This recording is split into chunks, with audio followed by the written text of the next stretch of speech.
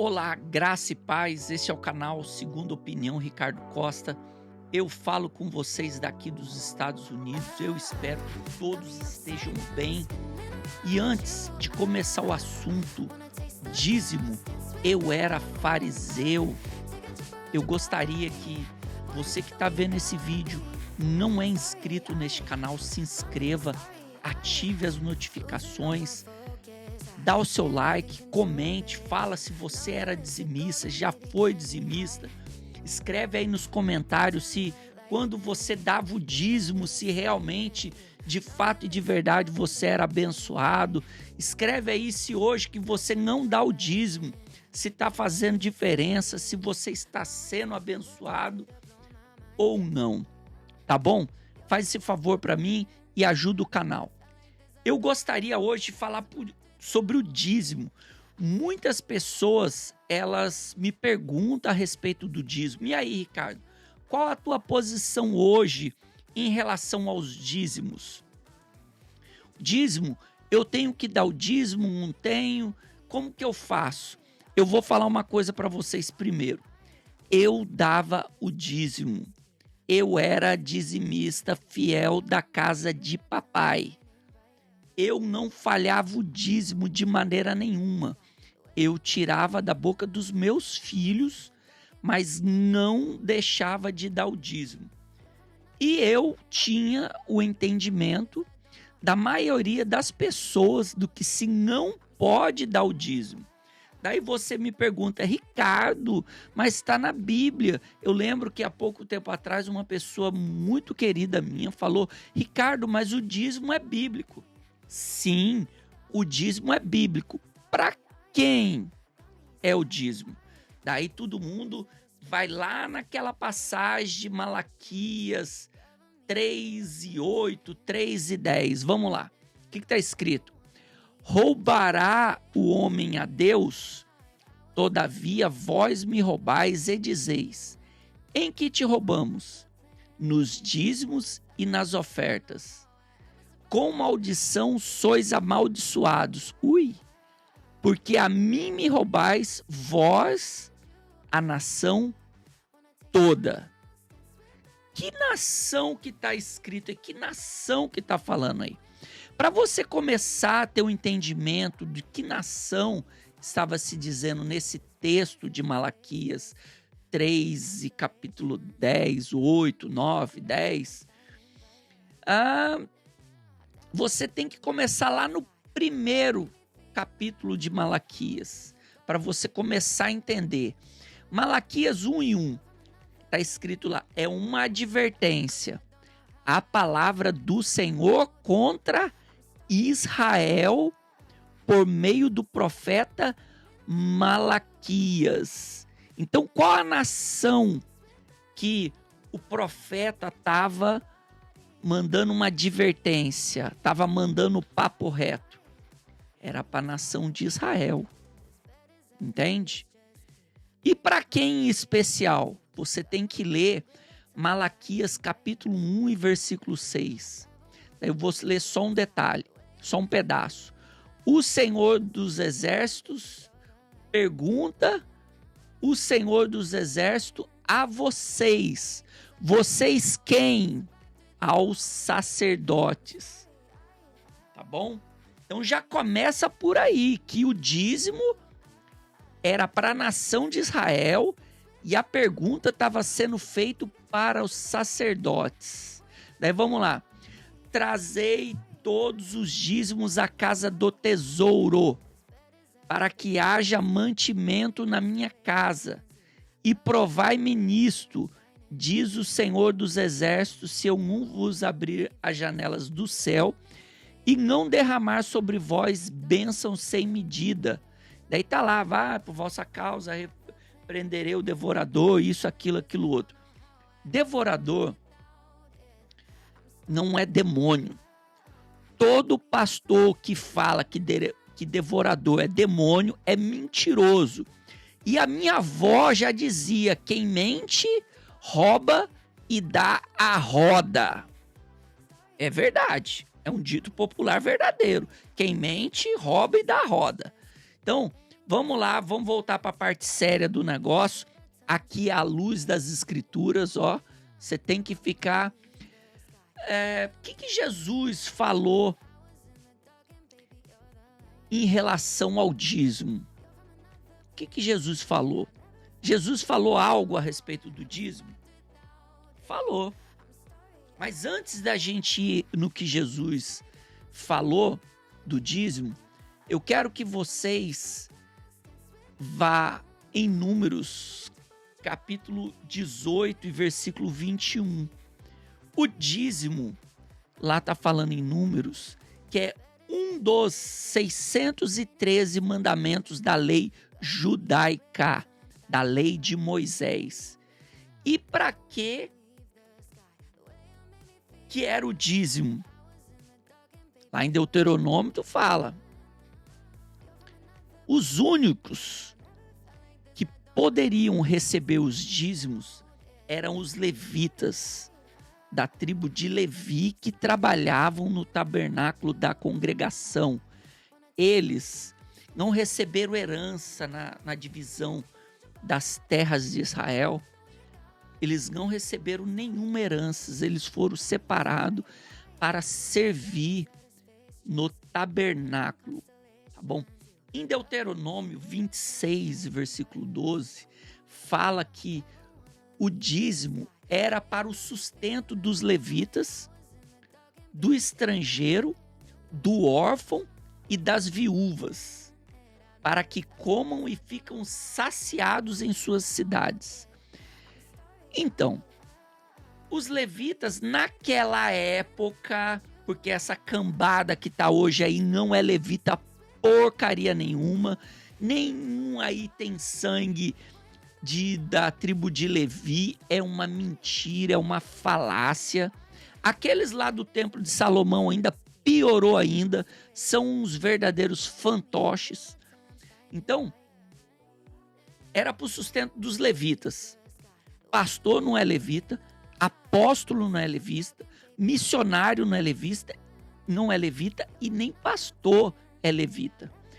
O dízimo era para o sustento do estrangeiro. Vai hoje um estrangeiro, igual eu estou aqui como estrangeiro nos Estados Unidos, vai eu numa dessas igrejas pedir ajuda. Eu quero parte do dízimo para mim se alimentar, para ver o que eu levo no traseiro, tá? Eu vou lá que eu vou ver o que eu recebo. O que eles fazem para os órfãos? O que as maiores... principalmente aquelas que mais pregam sobre o dízimo, mandam um órfão ir lá pedir ajuda do dízimo em uma instituição dessa. O que o órfão recebe? E as viúvas, então? As viúvas que era para ser ajudadas com o dízimo, hoje eles arrancam até o dízimo delas, eles mandam as viúvas fazer campanha, fogueira santa e tira até o auxílio emergencial das viúvas. Aí você começa. O que Jesus falou do dízimo? Vou voltar lá. O que Jesus, no cumprimento da lei, que Jesus estava no cumprimento da lei, o que ele falou? Lá em Mateus, capítulo 23, versículo 23, aliás, aquele capítulo todo, ele está falando dos ais. No 23, ele fala assim: ai de vós, mestres da lei, fariseus e hipócritas, vocês dão os dízimos das hortelã, do endro e do cominho, mas têm negligenciado os preceitos mais importantes da lei: justiça, a misericórdia e a fidelidade. Jesus pregou o dízimo? Ele ensinou a respeito do dízimo? Não. Você não vê Jesus ensinando a respeito dos dízimos. E eu vou além. Na igreja primitiva, você viu algum discípulo ou apóstolo pregando a respeito do dízimo? Sim ou não? Hein? Sim ou não? Você viu ou não viu? Fala a verdade. Não tem. Não tem. Você tem que entender uma coisa: o dízimo era um mandamento da lei judaica. A lei que foi abolida na cruz. Cristo aboliu na sua própria carne todas as obras da lei, todas, não ficou nenhuma. Não adianta a pessoa, não, mas tem não sei o quê, não, tem não sei o quê. Olha só, rapidão, bate bola aqui rapidão, tudo do evangelho, olha só. Gálatas capítulo 2, versículo 16, sabendo que o homem não é justificado por obras da lei, e sim mediante a fé em Jesus Cristo. Dízimo é uma obra da lei. E se você está tentando se justificar pelo dízimo, você está errado. Vamos lá, Gálatas capítulo 3, versículo 10. Tantos quantos, pois, que são das obras da lei, estão debaixo de maldição. Então, no antigo pacto, quem dava o dízimo era abençoado. Quem não dava era amaldiçoado. E na lei e na graça, no ministério da graça a qual nós vivemos hoje, somos submissos, estamos debaixo do ministério da graça. Queira você quer ou não quer, você está debaixo da graça. Não tem outra história para você. Se você se justifica pelas obras da lei, você está aí debaixo de maldição. É o que diz o evangelho. Porque está escrito: maldito todo aquele que não permanece em todas as coisas escritas no livro da lei. Os 613 mandamentos da lei eram impossíveis de serem praticados. Se você observava um, você caía no outro. Olha lá o que fala em Gálatas capítulo 3, versículo 12. Ora, a lei não procede da fé. Então, já começa esse dízimo da fé que o teu pastor, o teu bispo, o apóstolo prega, é uma mentira. Mas aquele que observar os seus preceitos, por ele viverá. Se você falhar um, você é condenado por todos. Romanos capítulo 10, versículo 4. Segura essa, meu irmão. Segura essa. Porque o fim da lei é Cristo, para a justiça de todo o que crê. Gálatas capítulo 2, versículo 21. Não anulo a graça de Deus, pois se a justiça é mediante a lei, se a justiça é mediante o dízimo, segue que morreu Cristo em vão. Olha, presta atenção nesse manto aí, meu irmão. Presta atenção você aí, da Universal, da do Valdomiro, você que dá o dízimo, você que é fiel, você tem que ler mais a Bíblia. Olha lá o que está escrito em Colossenses, então. Colossenses capítulo 2, versículo 14. Tendo cancelado o escrito de dívida que constava de ordenanças, o qual nos era prejudicial, removeu inteiramente, encravando na cruz. Ele removeu inteiramente ou deixou o dízimo para trás? Ele removeu todo o inscrito de dívida. Você tinha uma dívida, era uma ordenança. Você tem que botar isso na tua cabeça.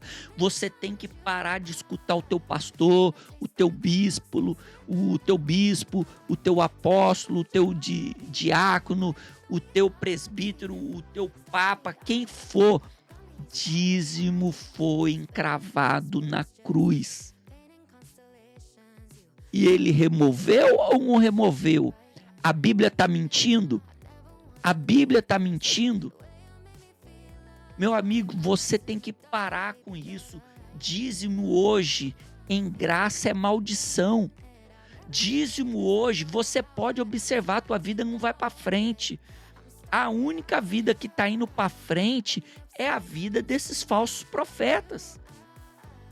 A minha vida não ia para frente, porque estava debaixo de maldição. Porque eu devolvi o dízimo. Aquele que vive debaixo das obras da lei está debaixo de maldição. Está escrito.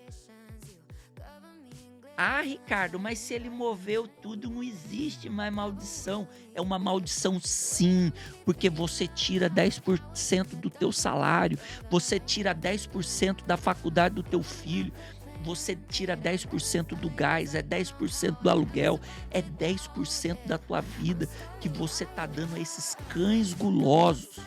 Comprar empresas, comprar apartamentos. Ah não, Ricardo, é para sustentar a obra de papai. A obra de papai não precisa de dízimo. A obra de papai é crer nele. A obra de papai é você ter na sua mente o entendimento que você é um eleito, você é um predestinado em amor, que você não precisa praticar nenhuma obra da lei. Eu preciso desenhar mais. Ou você tomar vergonha na tua cara e ler a Bíblia. E parar de chamar quem está mostrando, estampando na tua cara o evangelho. Você tem que parar com isso. Você chama quem está lendo o evangelho de endemoniado, perturbado. Agora eu quero que você me prove o contrário. Pega aí nos comentários e me prove o contrário. Escreve que eu estou mentindo, que eu estou enganado. Dá a tua base bíblica para você hoje, nos dias de hoje, continuar dando dízimo, tá bom? Ou então, você que parou de dar o dízimo, escreva aí nos comentários como que tá a tua vida hoje. Escreve aí se a tua vida foi ou não foi para frente, tá bom? Graça e paz, fica com Deus e até a próxima, que o ar já subiu. Amém. Graça e paz.